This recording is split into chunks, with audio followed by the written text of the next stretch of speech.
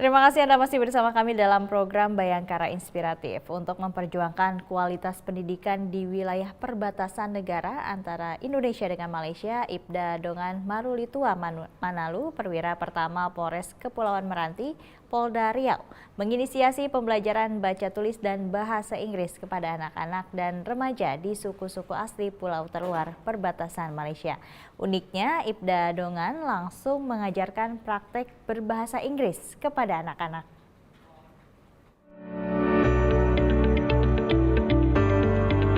Ibda Dongan Marulitua Manalu, Pama Polres Kepulauan Meranti Polda Riau, menginisiasi pembelajaran baca tulis dan bahasa Inggris kepada anak-anak dan remaja di suku-suku asli di wilayah Rangsang Barat Kepulauan Meranti Riau yang merupakan wilayah pesisir laut terletak di pulau terluar Indonesia. Wilayah tersebut dekat dengan Selat Malaka dan langsung berbatasan dengan Malaysia dan Singapura. Di wilayah tersebut, masih terdapat anak-anak yang tidak bisa membaca dan menulis. Mulai tahun 2015, Ibda Dongan mulai merintis pembelajaran baca tulis bagi anak-anak yang masih buta huruf. Pembelajaran baca tulis dan bahasa Inggris ini dilakukan secara gratis oleh Ibda Dongan. My name is Aditya Rifki. Aditya Rifki. What is your goals? Apa cita-citamu? Warga wilayah binaan di Desa Sungai Cina dan Desa Bina Maju rata-rata bekerja sebagai TKI di Malaysia dan Singapura. Untuk itu, anak-anak yang sudah bisa baca tulis kemudian diajarkan penguasaan bahasa Inggris agar nantinya berguna jika mendapatkan pekerjaan di luar negeri. Ibda Dongan memiliki metode yang unik dalam memberikan pembelajaran bahasa Inggris kepada anak-anak. Ibda Dongan langsung mempraktekkan pembelajaran bahasa Inggris sambil bermain. Kosakata dalam bahasa Inggris diasah dalam giat tersebut. Ibda Dongan memberikan motivasi kepada anak-anak bahwa belajar bahasa Inggris menyenangkan. Uniknya, Ibda Dongan tidak membiasakan anak-anak belajar bahasa Inggris dengan buku tulis, tetapi dengan ucapan bahasa Inggris yang diajarkan oleh Ibda Dongan. Diharapkan cara tersebut dapat lebih cepat dalam penguasaan bahasa Inggris karena anak-anak telah menguasai bahasa Inggris yang sering digunakan dalam kegiatan sehari-hari. Anak-anak tidak perlu mengeja dan membaca, tetapi menirukan gaya bahasa yang diucapkan oleh Ibda Dongan. Di situ ada nomor 6. Fisherman. Jadi, my father is a fisherman. Ayah saya seorang nelayan. Kalau ayah saya seorang guru. My father is a teacher. Iya, guru ya. Wilayah binaan Ibda Dongan yang langsung berbatasan dengan Malaysia dan Singapura sangat rentan sekali dengan berbagai isu hoax. Pembelajaran tersebut juga dilakukan oleh Ibda Dongan untuk memutus rantai informasi hoax tersebut. Dengan penjelasan dan logika, akhirnya masyarakat mengerti dan dapat membedakan informasi yang berupa hoax dan tidak perlu dibagikan lagi kepada orang lain karena berpotensi melakukan pelanggaran hukum. Giat pembelajaran yang dilakukan oleh Ibda Dongan kepada anak-anak sangat didukung oleh Kapolres Kepulauan Meranti serta Bupati dan segenap tokoh masyarakat yang ada di Kepulauan Meranti Riau. Selain pandai dalam berbahasa Inggris, Ibda Dongan juga mantan atlet lari maraton. Ditempa dengan alam, pada saat remaja, jarak rumah yang jauh dari sekolah, Ibda Dongan sudah terbiasa lari sampai sekolah ketika bel masuk berbunyi. Ini dilakukan karena tekad yang kuat untuk menimba ilmu. Dan hasilnya, selain memiliki tubuh yang sehat, Ibda Dongan juga diterima di kepolisian lewat jalur prestasi, karena dirinya merupakan seorang atlet lari maraton.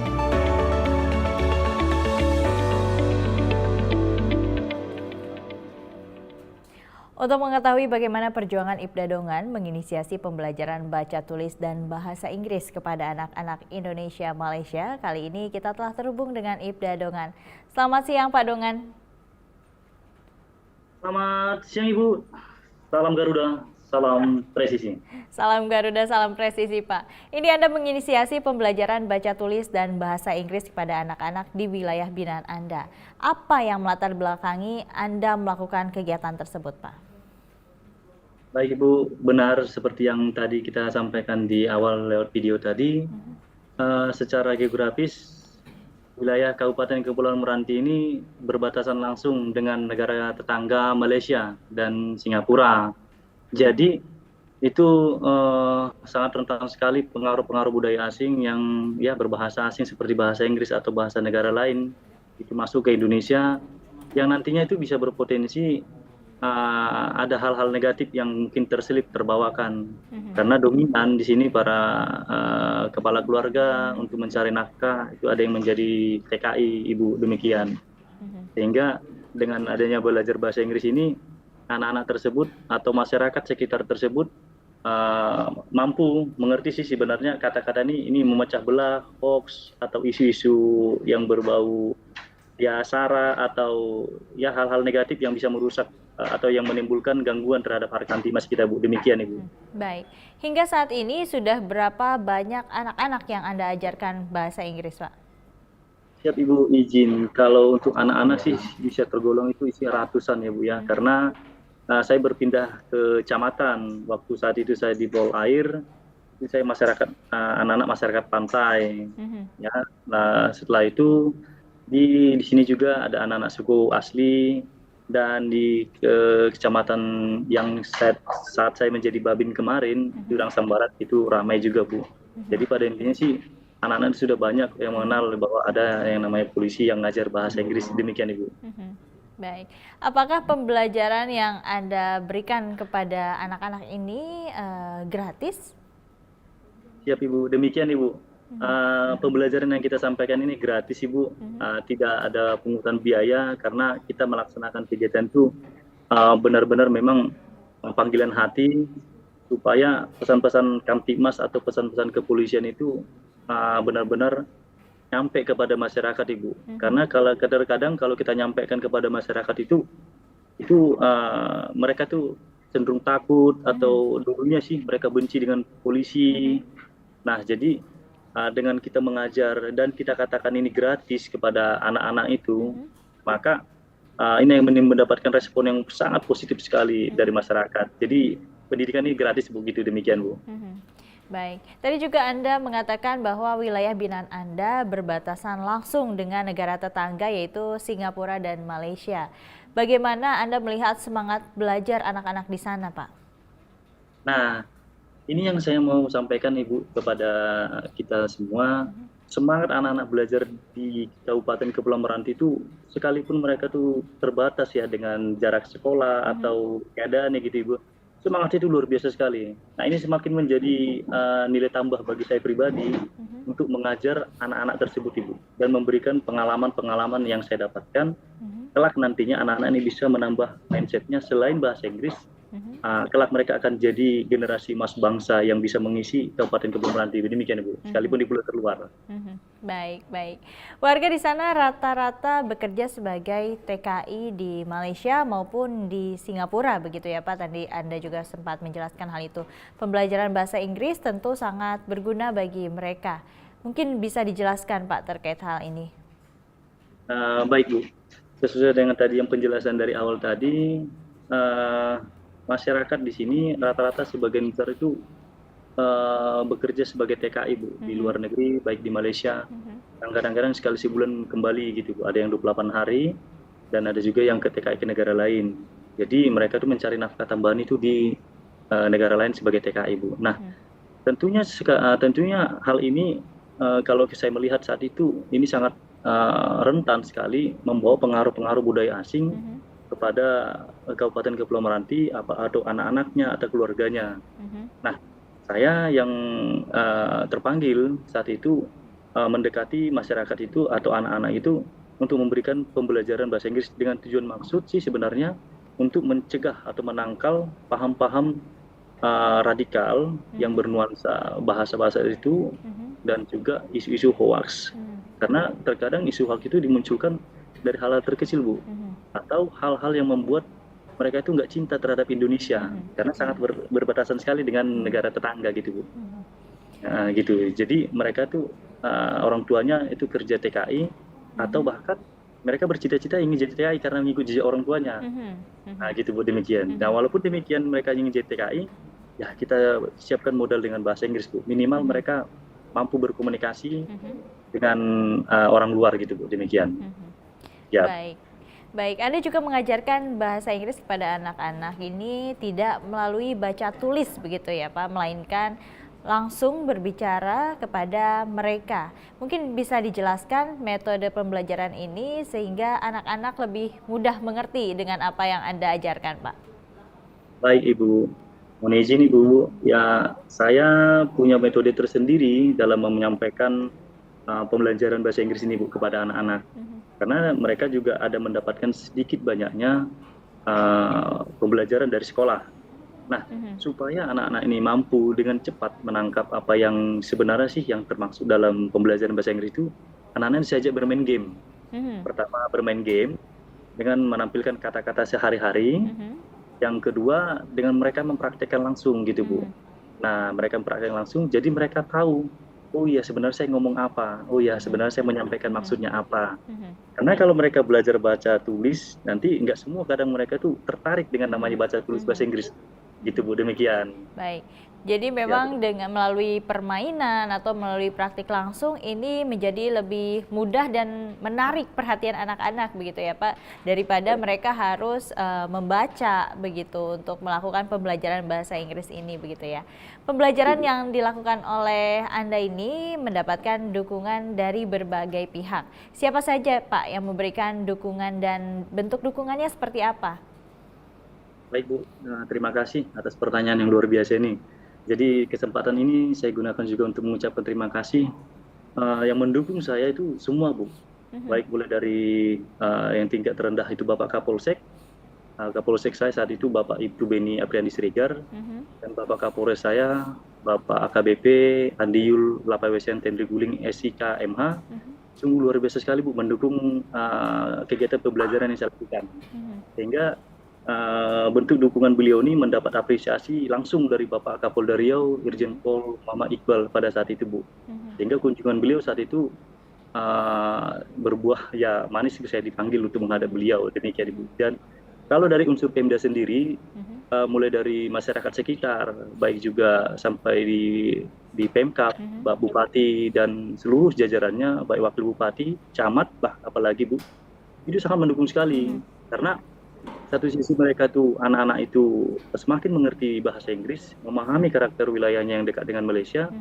Mereka juga ini dekat dengan Polri gitu Bu. Polri dekat dengan mereka. Kebetulan juga yang salah satu pejabat wakil bupati kita adalah mantan dari Polri gitu Bu, Purnawirawan AKBP. Sehingga pimpinan Pemkab sendiri sangat mendukung sekali kegiatan belajar mengajar, demikian Ibu, izin. Jadi memang dukungan ini didapatkan dari berbagai pihak dan juga ada sinergitas antara pemerintah kabupaten dan juga Polri begitu ya Pak ya? Ya Ibu, demikian. Baik, ini dari tayangan video yang sebelumnya kita tonton bersama, Anda juga ternyata merupakan seorang atlet lari begitu ya Pak? Mungkin bisa diceritakan bagaimana kisah ketika Anda menjadi seorang atlet pelari ini Pak? Baik Ibu, izin. Saat itu di lokasi saya saat itu dengan orang tua itu daerah transmigrasi Bu, di Rokan Hilir. Saya memang dulunya kehidupan orang susah, ditempa dengan alam, berjalan sekian puluh kilometer, PP itu 40 kilometer Bu, dengan berlari dan berlari lah, sehingga membentuk fisik saya, dan saya sekolah ke Pekanbaru dengan modal fisik alami yang saya punya. Dengan gampangnya saya mampu mengikuti seleksi untuk menjadi anggota PASI Riau. Jadi dengan latihan yang singkat, tinggal perbaikan teknik, sehingga saya mampu mewakili Riau untuk tampil di ajang kejuaraan nasional. Nah, berkat kegigihan saya tersebut Bu, saya direkomendasi saat itu Bapak Gubernur Riau dan Bapak Wali Kota saat itu Herman Abdullah, Bapak Gubernur saat itu Guru Sri Jenal, untuk masuk dalam penerimaan secaba Polri. Dan saat itu yang jadi ketua panitianya adalah dari Kepala SPN Bapak KBP Wawan Setiawan Ibu. Jadi saya masuk dari jalur prestasi atlet gitu, demikian Ibu, izin. Baik. Jadi saat ini Anda menjadi anggota Polri karena berkat bakat Anda seorang atlet lari begitu ya Pak? Ya Ibu, siap. Baik, Anda juga pernah terpilih menjadi anggota Satgas Garuda Bayangkara. Hikmah apa yang Anda dapatkan dari penugasan tersebut Pak? Ibu izin menjelaskan. Nah, beberapa pengalaman yang saya dapatkan sewaktu penugasan di luar negeri, tergabung dalam Satgas EPU Garuda Bayangkara II dengan misi UNAMID, Bu, di Afrika, di Sudan, itu sejak tahun 2020 hingga 2022, Bu. Nah, dalam satu misi tersebut ada berganti nama, Bu, menjadi UN juga, United Nations Guard Unit. Nah, pengalaman-pengalaman tersebut, Bu, yang menjadi berkesan bagi saya ketika saya melihat kondisi di Sudan Afrika yang begitu gersang, satu. Yang kedua, kondisi masyarakatnya yang sangat jauh tertinggal dengan kita, Bu. Pendidikannya, keberadaannya, ini menjadi motivasi bagi saya, Bu, untuk membawa perubahan kepada warga sekitar saya minimal, di mana saya bertugas. Jadi, kalau saya melihat anak-anak di Sudan saat itu sangat rendah sekali dengan pendidikannya, bahkan tidak mendapat pendidikan demikian, Bu, karena konflik perang, pasca konflik perang. Nah, ini akan saya bawakan ke Indonesia. Itulah menjadi hikmah bagi saya yang pertama sekali. Yang kedua, ya kondisi di sekitaran Sudan saat itu yang diprovokasi atau hancur karena aksi propaganda antar mereka. Nah, ini akan saya bawakan ke wilayah untuk bagaimana sih menangkal isu-isu atau yang membawa ujaran-ujaran kebencian yang nanti berpotensi memecah belah wilayah saya, sekitar saya, Bu. Nah, demikianlah yang menjadi hikmah saya. Yang pertama tentang masalah pendidikan, yang kedua hal-hal yang menimbulkan pro kontra atau perpecahan di tengah masyarakat, ini yang saya tampilkan di masyarakat, Bu. Demikian, Bu. Baik, terakhir Pak Dongan, pesan apa yang ingin Anda sampaikan kepada masyarakat tentang pentingnya pendidikan sejak dini dan selalu bersemangat dalam keterbatasan yang tentunya ada hikmah di balik berbagai rintangan tersebut, Pak? Nah, yang mau saya sampaikan kepada seluruh masyarakat adalah bahwa pendidikan itu adalah tiang utama bagi kita untuk mampu melihat ke depan, melangkah ke depan dan membangun diri kita, sekitar kita, lingkungan kita. Nah, karena zaman sekarang sudah semakin modern dan ditambah dengan wilayah kita yang berbatasan langsung dengan negara Malaysia dan Singapura, tentu kita tidak mau kita kecolongan negara kita dengan pengaruh asing. Nah, mau tidak mau, suka tidak suka, ayo masyarakat semua kita harus mengikuti perkembangan zaman dengan pendidikan yang lebih modern lagi. Nah, mari dukung kami Polri untuk senantiasa tampil di masyarakat untuk mengajak masyarakat belajar sehingga kita semua mampu menciptakan situasi yang kondusif dan menjaga harga Tipmas, terlebih di situasi kita akan menghadapi pesta demokrasi masyarakat. Nah, ini sangat saya himbau kepada masyarakat lewat pendidikan yang kami sampaikan dari Polri, kiranya mampu mencegah pemikiran-pemikiran yang nantinya akan memecah belah kita semua. Demikian, Ibu. Baik, terima kasih Ibda Dongan, Perwira Pertama Polres Kepulauan Meranti, Polda Riau, sudah bergabung bersama kami dalam program Bayangkara Inspiratif. Selamat siang dan salam presisi, Pak. Selamat siang, salam presisi, salam Garuda dari Polres Kepulauan Meranti. Bribka Sandi Praja, Babin Kamtibmas Kelurahan Cibadak, Polsek Cibadak, Polres Sukabumi, Polda Jawa Barat mendirikan sekolah SMK gratis di Desa Cidahu, Sukabumi. Selain untuk warga sekitar, sekolah tersebut juga gratis untuk masyarakat yang kurang mampu, yatim piatu, dan putus sekolah. Bayangkara Inspiratif akan segera kembali.